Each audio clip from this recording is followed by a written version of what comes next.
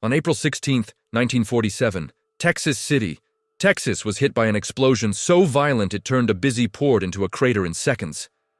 By the time the smoke cleared, at least 581 people were dead, and thousands more were injured. And the nightmare didn't end with the first blast. Another ship would explode after midnight. So how did a simple ship fire on an ordinary Wednesday morning become the deadliest industrial accident in American history? Texas City was the kind of place that ran on whistles, rail cars, and shift changes.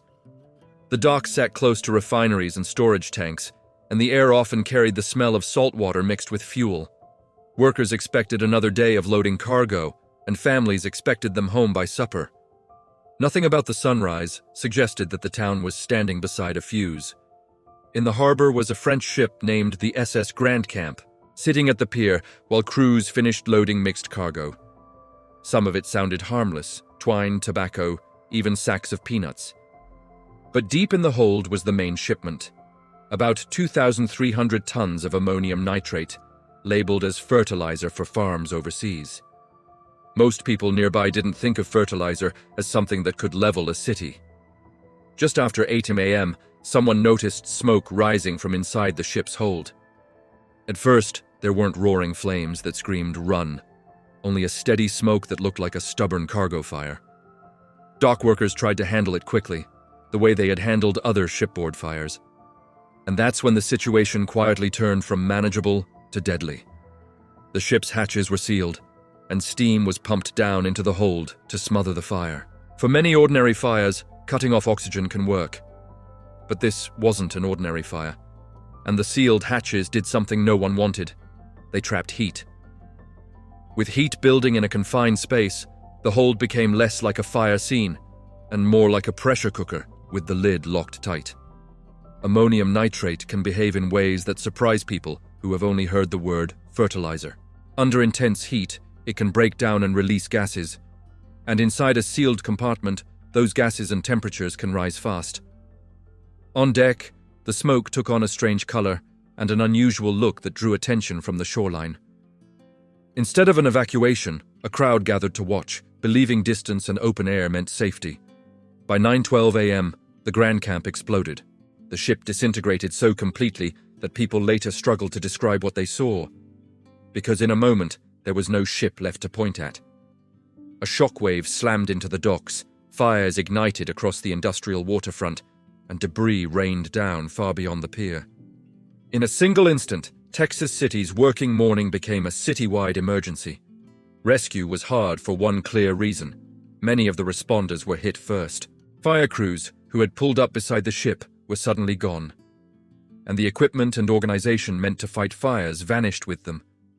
At the same time, burning fuel and industrial fires spread across the waterfront, blocking access and forcing rescuers to work around intense heat and smoke. Help would come from other towns, but the first crucial minutes belonged to chaos. Now the question becomes, why was that much ammonium nitrate sitting beside oil tanks and factories in the first place? The answer sits in the years just after World War II, when wartime production shifted into peacetime supply. Ammonium nitrate was used for agriculture, and huge quantities were shipped as fertilizer to support recovery and feeding people. The label on the sacks said "farm use," and that label shaped how casually the danger was treated. There were warning signs, but they were easy to misread in 1947. Some workers had noticed heat in the cargo, but warm sacks didn't sound like a town-ending problem. The odd smoke color was a clue, but most people had never been trained to interpret chemical smoke. And the biggest warning sign of all was human nature. A crowd of onlookers moved closer to something they didn't understand.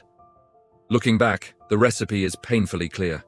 A massive quantity of a hazardous chemical sat in a ship hold that could be sealed tight. A fire started, and the chosen method to fight it trapped heat instead of releasing it. The port sat next to neighborhoods, and people had no reason to believe they were watching a bomb being assembled by temperature and pressure. Add the loss of first responders in the first minutes, and the city had almost no ability to control what came next. Because the story still wasn't finished. Nearby was another ship, the SS High Flyer, also carrying ammonium nitrate along with other flammable cargo. The first explosion damaged it and set it burning, and for hours the ship became a second ticking problem in a harbor already on fire. Efforts were made to move it, but the waterfront was wrecked and the situation was confused. At 1:10 a.m. on April 17th, about 15 hours after the Grandcamp exploded, the high flyer detonated. The second blast added fresh destruction to a city that was already broken, and it reignited fires that had barely been contained. Even if fewer people were near the docks at that hour, the damage spread through an already weakened port and pushed exhaustion into panic. Texas City had survived one catastrophe, only to be hit again in the dark. When daylight returned, the scale of the damage was impossible to hide. Whole sections of the waterfront were ruined, thousands were injured, and families searched for names and answers in overcrowded hospitals and improvised aid stations. Homes were damaged across town, and many people had nowhere to sleep except wherever they could find shelter. Texas City would rebuild, but the rebuilding started with grief. Accountability came, but not in a simple one-villain shape. Investigations focused on what was known about ammonium nitrate, how it was packaged, how it was handled, and what training people lacked. Lawsuits followed, and the event became a landmark moment in how Americans argued about government responsibility and industrial safety. The most lasting result was a single guilty party. It was a slow shift towards stricter hazardous cargo rules and better disaster planning. And today, the disaster is remembered in a way that feels fitting for Texas City. Not with flashy headlines, but with quiet memorials.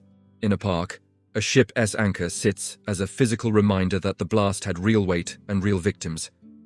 It's a reminder that the most dangerous moments often begin as something ordinary. Smoke, a decision made in haste, and a crowd that doesn't know what it's watching. If you had been standing on that shoreline, would you have moved closer to see the smoke, or turned around and left?